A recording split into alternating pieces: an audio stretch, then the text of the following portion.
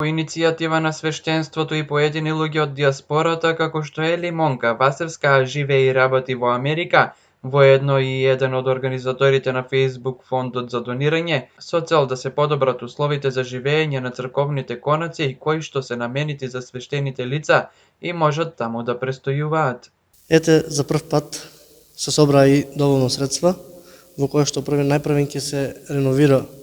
и ќе се изградат двата апартмана, во кои што ќе бидат за живеалиште на двојца свештеници. Се надеваме дека со Божја помош и кровот на црквата посветена на светиот пророк Илија ќе биде реновирана за брзо време. Претходното живеалиште во кое што се уште стои во изградба, не е срушено,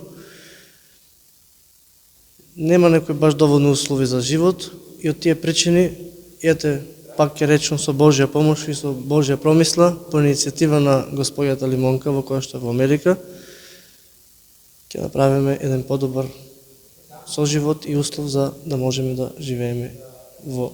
новите конаси. Во црковниот двор има стамбен простор во кој претходно престојувале свештениците, но со текот на времето и немањето средства за одржување, истиот е оштетен и опасен за престој во него. Од тие причини, свештениците се приморани да живеат под кирија, да собереме средства да се обнови објектот до црквата во кој ќе можат да се преселат и живеат свештените лица, но и обновување на црквата Свети пророк Илија, да се зачува она што е свето, кое ќе остане за нашите идни поколенија, пишуваше меѓу другото во молбата на фондот за донирање.